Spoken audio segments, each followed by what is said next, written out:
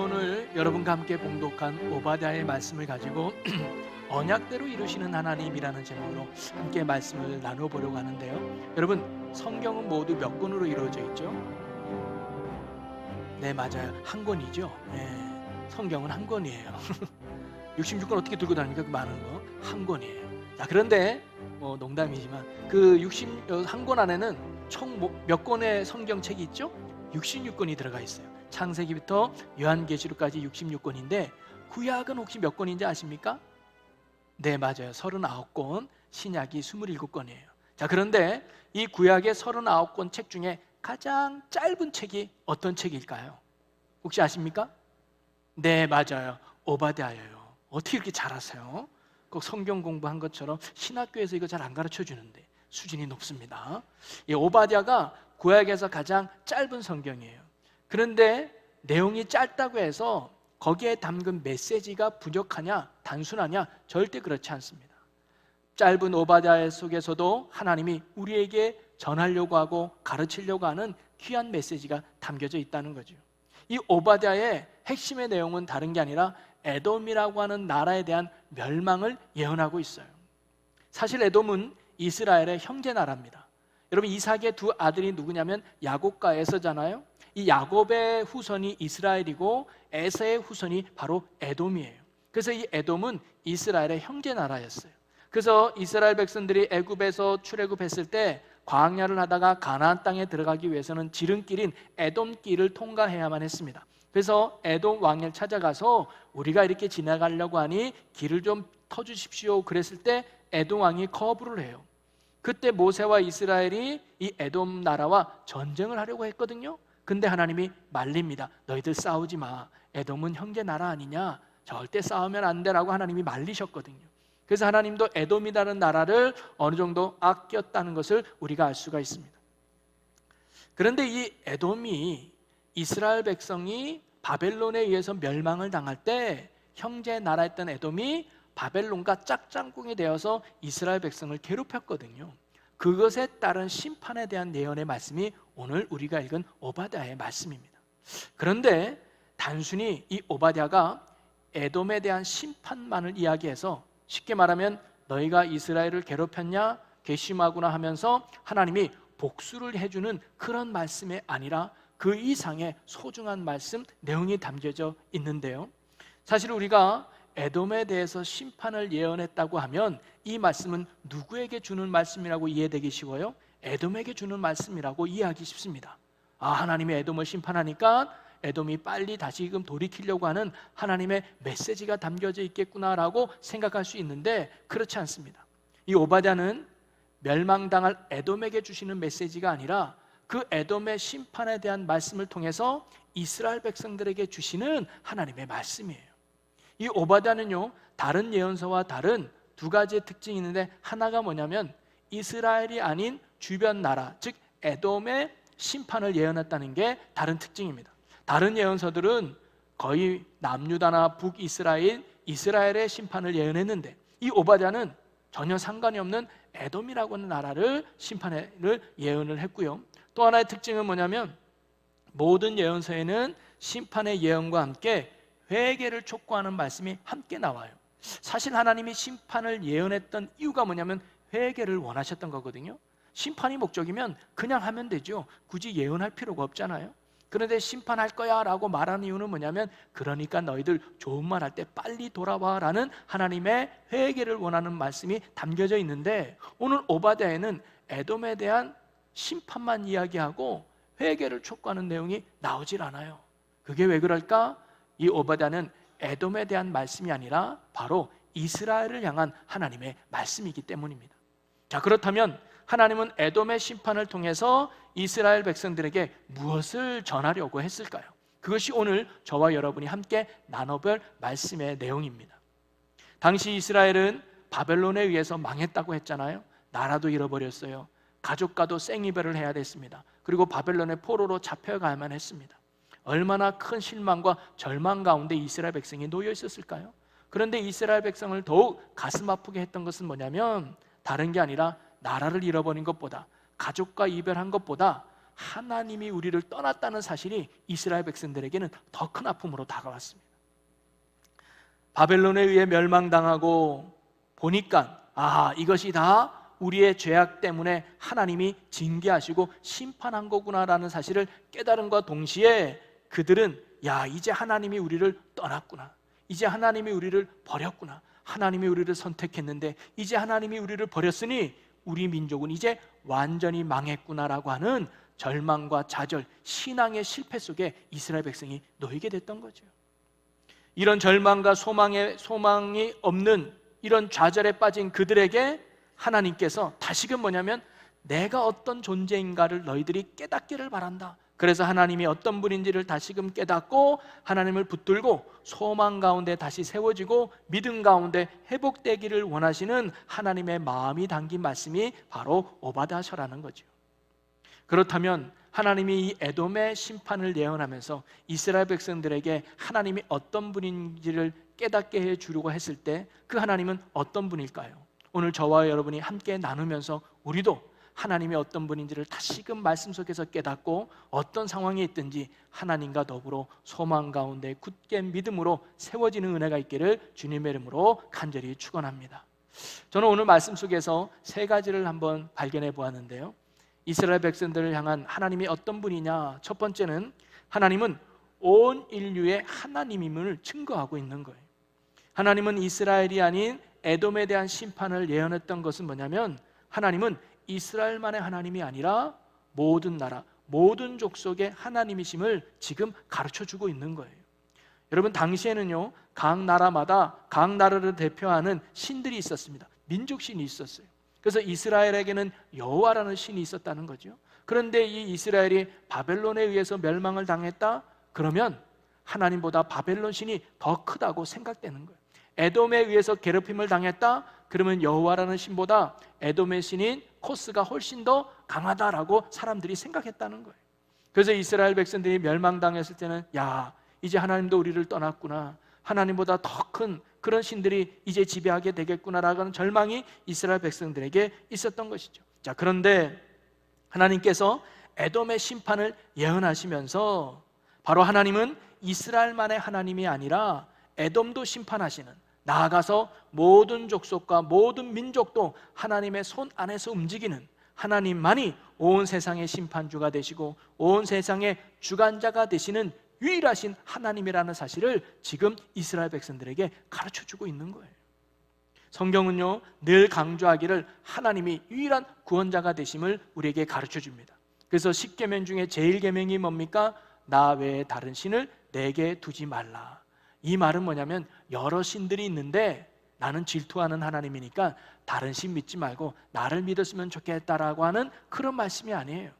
오직 이 세상에는 유일한 신은 나뿐이다, 다른 건 다 신이 아니다, 가짜다라고 하나님이 말씀하시는 거지요. 이것을 명확하게 알고 있었던 것이 남유다 왕의 히스기야 왕이었습니다. 열왕기하 19장에 보니까 아수르라고 하는 대군이 이스라엘을 쳐들어왔어요. 그때 히스기야가 하나님 앞에 나가서 간절히 기도하면서 이런 고백을 해요. 열왕기하 19장 15절에 보니까 그 앞에 히스기야가 기도하여 이르되 그룹들 위에 계신 이스라엘의 하나님 여호와여, 주는 천하 만국의 홀로 하나님이시라. 주께서 천지를 만드셨나이다. 하나님밖에 없다는 거죠. 그러면서 18절에 또 이렇게 고백합니다. 또 그들의 신들을 불에 던져 싸우니 이는 그들이 신이 아니요 사람의 손으로 만든 것 곧 나무와 돌뿐이므로 멸하였나이다. 하나님, 아수르가 지금 내밀고 있는 저 아수르 신은 사람이 만든 신일 뿐입니다. 하나님이 진짜예요 라는 신앙 고백을 하고 있는 거죠. 그러면서 19절에 이렇게 고백합니다. 우리 하나님 여호와여, 원하건대 이제 우리를 그의 손에서 구원하옵소서. 그리하시면 천하 만국이 주 여호와가 홀로 하나님이신 줄 알리이다 하니라. 하나님, 아수르의 신은 가짜잖아요. 하나님이 진짜 아닙니까? 오늘 이 전쟁에서 하나님이 진짜임을 보여주시옵소서라는 믿음을 바로 히스기야가 고백했던 거죠. 하나님은 이 믿음을 존귀하게 여기셔서 정말로 대군인 아수르를 무찌르는 큰 승리를 하나님이 허락해 주셨습니다. 여러분, 우리가 믿는 하나님은 여러 신 중에 하나가 아니라 이 땅의 유일한 창조주요, 유일한 구원자요, 그리고 유일하게 이 세상 모든 것들을 주관하시는 만왕의 왕이심을 여러분 굳게 믿으시기를 바랍니다. 이런 깨달음과 이런 하나님에 대한 믿음이 왜 중요하냐? 여러분, 하나님만이 유일한 하나님이심을 깨달을 때 우리는요, 어떤 문제가 와도, 어떤 어려움이 와도 하나님만을 신뢰하고 하나님만을 의지하기 때문입니다. 왜냐하면 이 문제의 해결자는 살아계신 하나님 뿐이라는 믿음이 있기 때문이죠. 에돔이 힘이 있어 보여도, 바벨론이 힘이 있어 보여도 그들이 힘 있는 것이 아니라 그들을 주관하고 계시는 하나님이 진정한 힘이라는 사실을 바로 지금 에돔의 심판을 통해서 하나님이 이스라엘 백성들에게 가르쳐주고 있는 거예요. 이스라엘 백성들은 생각했을 거예요. 야, 하나님보다 바벨론의 신이 더 세구나. 야, 하나님보다 에돔의 신이 더 세구나. 그러니까 우리가 망했지. 이런 신앙의 좌절에 있는 그들에게 아니야, 에돔이 힘 있는 게 아니야, 바벨론이 힘 있는 게 아니야. 그 모든 것들은 다 내 손 안에 있어. 내가 이 세상에 주관하는 유일한 하나님이야 라고 이스라엘 백성들에게 말하고 있었던 거죠. 여러분, 이 하나님은 오늘 우리가 믿는 하나님이 되시는 줄로 믿으시기를 바랍니다. 여러분, 어떤 형편이 있든 어떤 상황이 있든 모든 문제를 해결하시는 유일한 구원자는 오직 하나님만이 되심을 믿고 어떤 상황 속에서도 하나님만을 신뢰하는 믿음으로 나갈 수 있는 여러분이 되시기를 주님의 이름으로 간절히 축원합니다. 그리고 두 번째로 이 에돔의 심판의 예언을 통해서 하나님이 말씀하시고자 하시는 것은 뭐냐면, 하나님은 말씀하신 대로, 언약하신 대로 이루시는 하나님이심을 보여주었습니다. 오늘 에돔이 하나님께서 심판을 받는 이유에 대해서 두 가지를 지적하는데요, 하나는 그들의 교만 때문이다라고 말해요. 3절에 보니까 너의 마음의 교만이 너를 속였도다. 바위 틈에 거주하며 높은 곳에 사는 자여, 내가 마음에 이르기를 누가 능히 나를 땅에서 끌어내겠느냐. 여러분, 제가 사진을 하나 보여드리는데, 여러분 페트라라고 한번 혹시 들어보셨습니까? 아마 그림이나 또는 사진, 영상으로도 많이 보셨을 거예요. 이 페트라라는 말은 바위라는 의미인데요, 이 바위에 깎아가지고 그곳에다가 도시를 만든 거예요. 또 암벽 위에 세우신 도시가 바로 요르단에 있는 옛 도시 페트라라고 말할 수 있습니다. 그래서 인디아나 존스라고 하는 영화의 배경이 되기도 했죠. 여기가 어디냐? 바로 옛 에돔의 지역이에요. 오늘 말씀에도 보니까 뭐라고 나와요?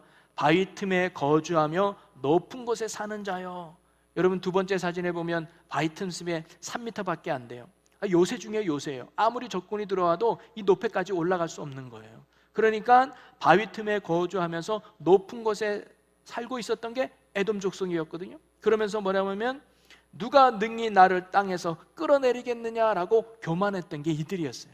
야, 우리는 정말 좋은 곳에 살고 있어. 이 정도면 어떤 적이 쳐들어와도 우리는 괜찮을 거야.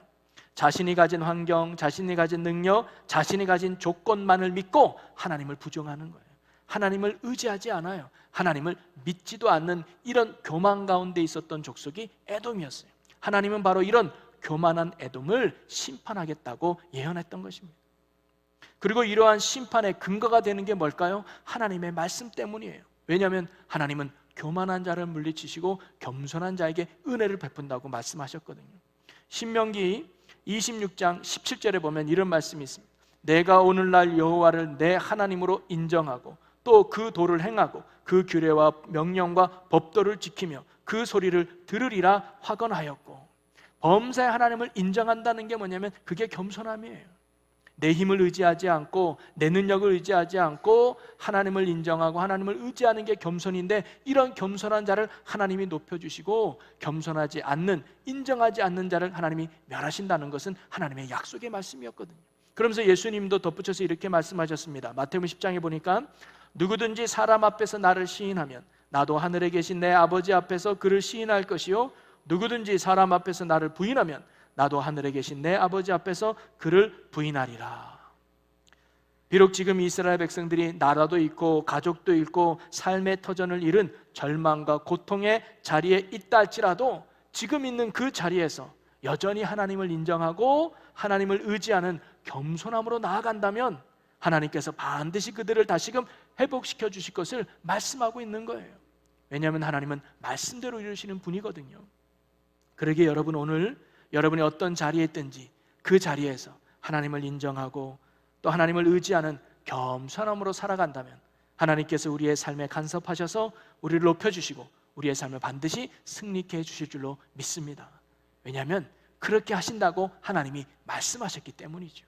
그리고 두 번째로 이들이 심판받아야 될 이유에 대해서 하나님은 뭐라고 말하냐면 너희들이 이스라엘의 멸망을 도왔기 때문이라고 말해요. 10절에 보니까 내가 내 형제 야곱에게 행한 포악으로 말미암아 부끄러움을 당하고 영원히 멸절되리라. 하나님께서 이 에돔을 심판하려고 하는 이유가 뭐냐면 첫째는 교만하며 둘째는 내 형제 이스라엘을 네가 괴롭혔다는 거예요. 구체적인 내용이 뭐냐면 11절부터 14절까지 나옵니다. 우리가 시간상 쭉 읽을 수는 없지만 11절 한 절만 보면 이렇게 되어 있습니다.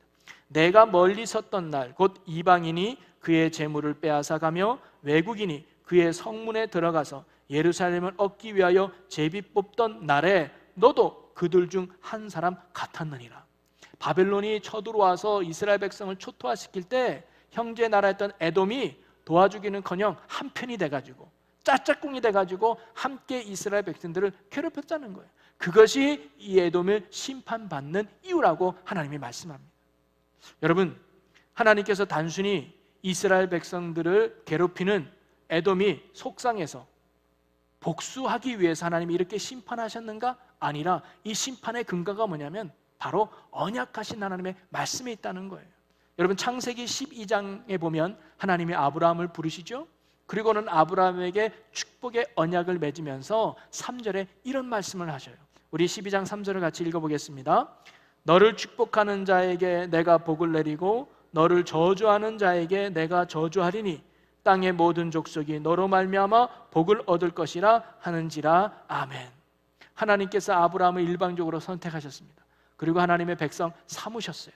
그러면서 내가 너로 큰 민족이 되게 하겠다라고 약속하시면서 뭐를 덧붙였어요? 이제 너를 누군가가 축복하면 내가 그 사람을 축복할 거야.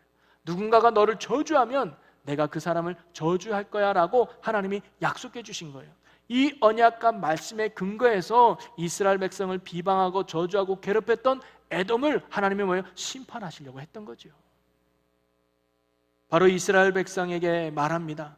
너희들도 상황을 보지 말아라. 너희들 조건을 보지 말아라. 하나님의 말씀을 붙들어라. 나는 이 말씀대로 이루는 신실하신 하나님이라는 사실을 바로 이 에돔의 심판의 예언을 통해서 이스라엘 백성들에게 지금 하나님이 말씀하고 계시는 거죠. 여러분, 오늘도 언약하신 대로 그리고 말씀하신 대로 반드시 이루시는 신실하신 하나님이심을 여러분 굳게 믿으시기를 바랍니다. 특별히 아브라함에게 약속하셨던 그 축복의 말씀, 너를 축복하는 자를 내가 축복하고 너를 저주하는 자를 내가 저주하겠다. 여러분, 오늘도 이 말씀이 이루어지는, 또 이 말씀대로 이루시는 하나님이심을 믿으시기를 바랍니다. 그러기에 우리가요, 비방과 저주의 말이 아니라 축복의 말을 많이 해야 돼요. 왜냐하면 그것이 나의 복으로 돌아오기 때문입니다. 여러분, 그런 의미로 우리 옆 사람에게 정말 마음을 다해서 한번 축복의 말을 한번 나누었으면 좋겠어요. 하나님 때문에 잘 되실 것입니다. 하나님의 축복이 당신과 함께 하시기 바랍니다. 이렇게 인사 한번 나누시면 좋겠어요.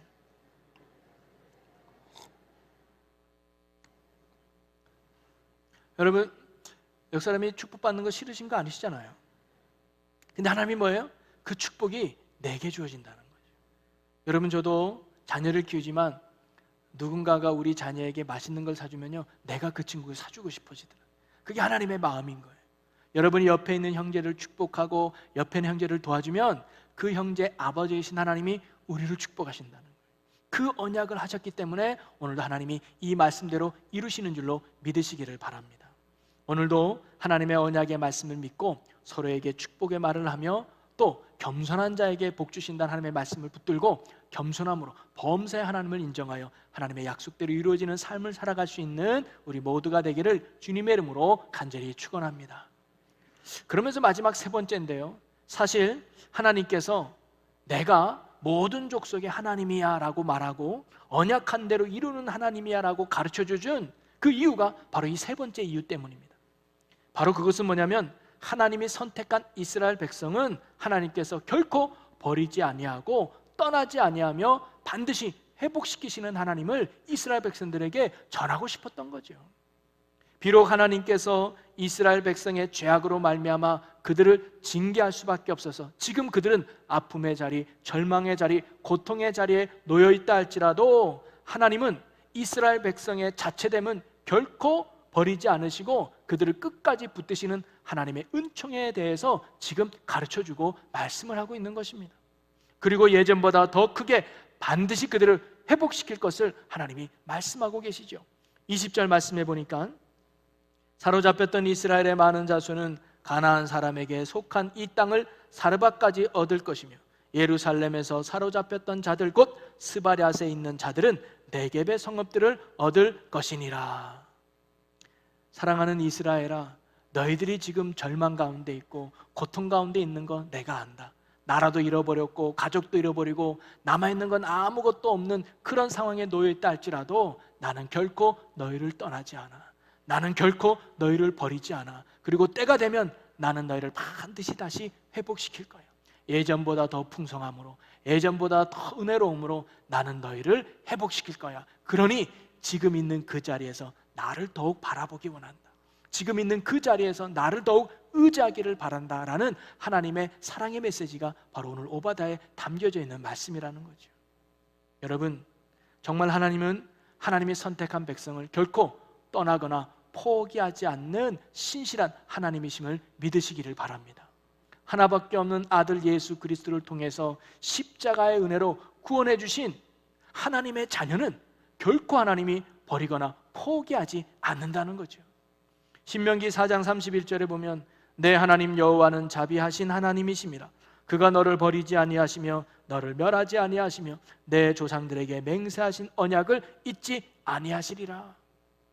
때론 우리의 부족함이 있어서 우리의 죄악 가운데 하나님이 때론 징계하실 때도 있습니다. 고난 가운데 우리를 내몰아갈 때도 있어요. 그러나 결코 우리를 버리거나 우리를 떠나지는 않는다는 사실이에요. 혹시 여러분이 어떤 고난 속에 있습니까? 아니면 어떤 여러분이 어려움 속에 있습니까? 그것이 때로는 우리의 부족함과 연약함과 죄 때문에 당하는 하나님의 징계일 수 있습니다. 그러나 하나님은 여전히 우리를 떠나지 않고 계십니다. 여전히 우리를 붙들고 계시다는 거죠.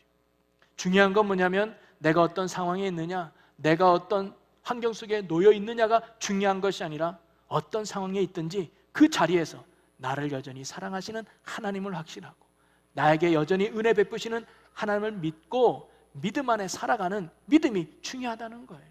그러면 하나님의 때가 되면 우리를 건져내시고 우리를 구원해 주셔서 예전보다 더 풍성함으로 우리를 이끄신다는 하나님이신 줄로 믿으시기를 바랍니다.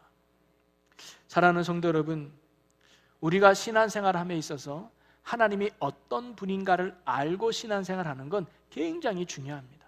왜냐하면 아는 것만큼 믿게 돼 있고 믿는 것만큼 행하게 돼 있고 행하는 것만큼 은혜를 누리게 되기 때문이죠.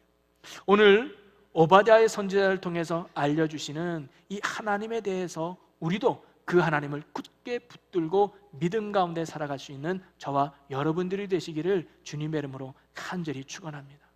하나님만이 유일한 구원자가 되십니다. 세상은 이것이 힘이 있다, 저기에 힘이 있다 아무리 떠들어도 모든 힘의 근원은 하나님께 있는 줄로 믿으시기를 바랍니다. 그래서 모든 유일한 구원자는 하나님이라는 사실을 믿고 날마다 하나님을 의지하고 날마다 하나님을 신뢰하는 믿음으로 살아갈 수 있기를 주님의 이름으로 간절히 축원합니다. 그리고 그 하나님은요, 말씀하신 대로 이루시는 전능하신 하나님이에요. 사람은 약속하면 못 이룰 때도 있죠. 못 지킬 때도 있죠. 왜냐하면 한계가 있는 존재이기 때문입니다. 그러나 하나님은 말씀하신 바를 반드시 이루시는 분입니다. 왜냐? 하나님이시기 때문입니다. 창조주이기 때문이시죠. 오늘도 우리가 붙잡아야 될 것은 상황이 아닙니다. 우리가 붙잡아야 될 것은 조건이 아닙니다. 오늘도 우리가 붙잡아야 될 것은 하나님의 말씀인 줄로 믿습니다. 그리고 그 말씀대로 이루시는 하나님의 능력을 신뢰하는 거죠. 오늘도 여러분 변치 않으시는 하나님의 약속을 붙들고 날마다 믿음으로 이겨나가시기를 주님의 이름으로 간절히 축원합니다. 그리고 때로는 우리가 절망 가운데 놓일 수 있죠. 어려움 가운데 놓일 수 있어요. 그러면서 야 정말 하나님이 계시기나 하나? 하나님 나 버린 거 아닐까? 하나님을 나 떠난 거 아닐까라고 하는 신앙의 나태함과 연약함이 올 때도 있죠. 그럴 때 오늘 오바댜의 말씀을 기억하면서 내가 너희를 절대 버리지 않아. 내가 절대 너희를 떠나지 않아. 잠시 너희들에게 뜻이 있어서 그 고난으로 인도할 뿐이야. 때가 되면 너를 반드시 일으켜 세울 거야. 때가 되면 반드시 너를 회복할 거야. 그러니 지금 있는 그 자리에서 나를 더욱 바라보고 나를 더욱 신뢰하라는 하나님의 이 말씀을 붙드시고 오늘도 저와 여러분이 어떤 자리에 있든지 변함없이 나를 사랑하시는 하나님의 사랑을 확신하시고 언젠가는 내게 은혜 베푸실 능력의 하나님을 확신하며 있는 그 자리에서 감사와 또 믿음으로 날마다 승리하며 나가는 저와 여러분 모두가 되시기를 주님의 이름으로 간절히 축원합니다. 우리 이 시간 함께 기도했으면 좋겠습니다. 오늘 함께 나눈 말씀을 함께 기억하면서 하나님, 우리가 하나님만을 온전히 붙들고 사는 자들이 되게 하여 주시옵소서.